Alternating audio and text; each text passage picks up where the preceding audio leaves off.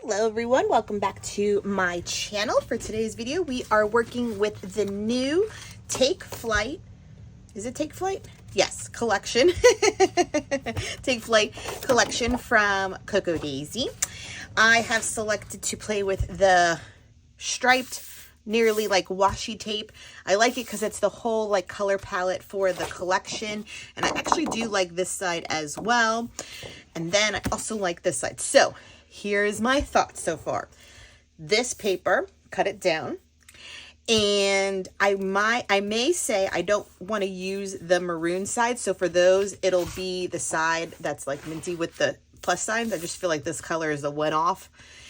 And we're going to do some paper weaving. I know I've done this technique before, so it's nothing new, but we're going to see how bright and colorful it can be with this collection. What I'm also intrigued is because since this is a paper strip, I feel like if I can cut to have 2 rows of the umbrellas and intermix that as well in here, because this is such a linear pattern, that could work too. And because everything is so bright, I have 4x4 pictures from my Persnickety box, all from our day at the fair. Actually, we went on 2 separate days. This is the day I went with her by ourselves, and this is the day we went with family. But in the end, maybe do like a quad of photos, or maybe just 3, and then have a title something in the other kind of quad area. So these are the photos that will work well with it that I have taken out. And last thought too, I have a colored paper pad. This one's called Icicle Blues. And so minus the dark corally Merlot color, I'm thinking I either want to put it on a minty background perhaps instead of just white, or like the sky blue instead of just white. But maybe we'll just do white because I always go to white. But for now, let's get trimming on the papers. And let's see, because you know paper weaving, when you do it, can get a little complicated when you're trying to go over, under, and then the opposite, under, over for the other ones.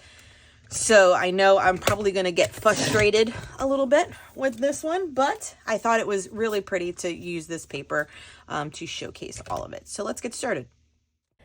Okay, so let's get started. It did take a little bit, just to kind of cut these down into strips, and I explained it fairly well. So the 2 ones that are like coral and that like maroony coral, I do just flip over for the opposite side, which is a tone-on-tone mint with some plus signs, and they work out really well with the design of the layout. It keeps kind of all of the colors softer. So this one with the umbrellas, I did try to make work. So I do cut like strips so that there's 2 rows of umbrellas, thinking that I can also alternate it into the paper weaving project because it adds a little bit more of the colors. And since my photos were extra colorful as well, I was like, see how I can scatter it in there. I was like, not bad, not bad. And then I went ahead and try to just lay them, like audition them, like as I do. And I liked it. It looks good. Don't get me wrong, it looks good. But I don't love it, and you will see shortly that those do not make it into the final product. I think I still take it into doing all of the weaving up and down, up and down, up and down, like trying to see if I can really like make it work. But in the end, just know that the ones with the umbrellas do get eliminated, and I do add in extra ones of, which ones do I add in? I think I just cut down. No, I think I just had extras of it, and I added another yellow one that were still left over and a gray one. So it was like after I did all of this cut back, or weaving back and forth, it was easier just to leave 2 out because, because I didn't want it all the way to the edge at the end is how it happened. So right now, when they're just the 12-inch strips, it goes all the way to the edges of the paper, which in itself, sorry about that, is a look as well. Like you can have it go to the edge of the paper. For me, I just thought though, like somewhere in the designing process of playing with the products, that I was like, you know what? No, I want a white border. So I do go around and manually, you'll see in the footage soon, snip off about like a 1/2 inch off of all the strips of paper, and that way there's a little bit of a border throughout the whole layout, almost like I said, like a white border. And I do include, so I had 4 pictures pulled, but I do include only 3 of these 4x4 photos, simply because I needed a place for a title. And while I did like the font itself, it's like a sans serif, it works for any, it's classic. It works for any of them. What I do end up doing though, I think because it was a smaller set. That's what it was. It was a smaller set than the previous kits. So I go into the previous kits, I believe, and I do take out, as you can see on my right, the black set as well as this like slate blue set, and I use the slate blue instead of the alphas that technically came in the kit. So here I am about showing you that like white border I wanted, and I was like, you know what, I really like it. This is when I was looking at it, and you can see at this point I have taken out the umbrellas and made it just be like these soft grays. The yellow and the mint I think is a great color palette, and having my pictures pop on it really works. So that's what I end up doing. And so anything that you can see on the left side are those umbrella pieces. I will try to use them in another kit, but right now for this layout they did not make the cut. Sorry, umbrellas. And if you've ever done this, you know that with every little move you make, the whole thing can go off kilt. It is, do not do this process if you are short on time or if you are easily frustrated, because it does take a little bit extra of patience to have it not move. And then once I am having it not move, I go around, you'll see shortly. So here I am trying to get just the border, and here I am cutting off that 1/2 inch to have the border and holding it ever so just right. And then I go in with liquid glue and start attaching it just around the edges, and then I go in ever so slightly to get it sort of in the middle. So really it's just applied with glue on the edges, not so much in the middle, because I was not chancing, here I am with the glue, it moving on me if I started to like really take it all apart. That would have been a feat all on its own. So if you do this, I like do as I do here, because this did save me some sanity. Just glue on the edges, and then I slowly go under it when I can, and wherever it was popping up that I needed more reinforcement. But it's lasting. This layout is hung like on my wall and display, and so it does hold up. So once I'm doing this, like I said, I already had discussed the alphas and how it was going to be the slate blue color.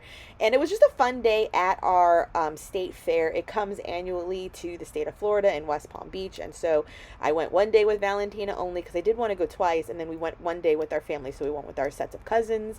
So the girls had each other, and then we hung out eating all the high calorie food that are there, like corn dogs and funnel cake and fried Oreos and corn dogs, and you know, every sort of meat on a stick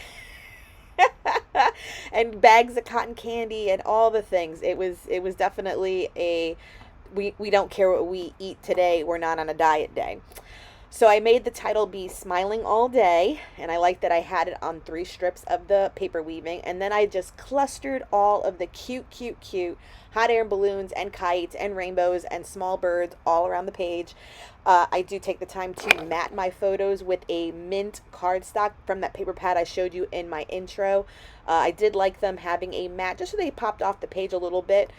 Because they were, not to say getting lost, but if they ended up on a color that was lighter or darker, they were just lost a little bit. So I wanted them matted.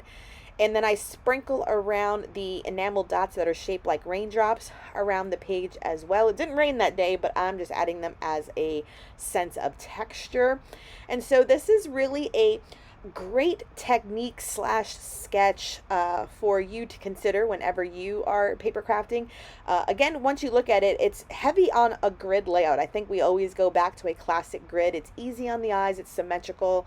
The paper weaving lends to that grid-like appearance, and then using the same size photos lends itself to that appearance. And having the title be such like almost like in essence a replicated square because of that missing photo in that area, but it works out, you know. Like I said, it's a grid, it's classic, easy on the eyes, and I get to use all of the supplies in this gorgeous kit. I will leave everything that you need linked down below, and I will finish it off with some gold paint splatter, not paint splatter, the Heidi Swap splatter, which is what I usually end up using on all of my projects towards the end. Okay, that will wrap up this layout. I love how the gray and yellow work together. I added a little bit of the gold splatter, added a little bit more of those enamel teardrops.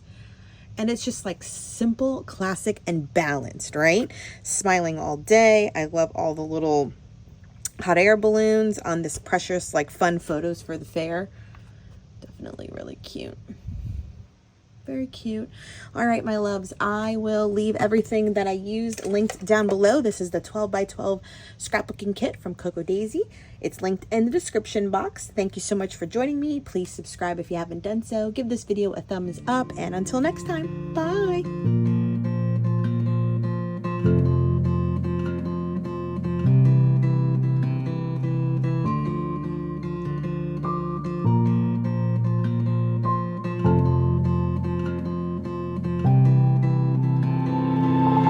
At your exit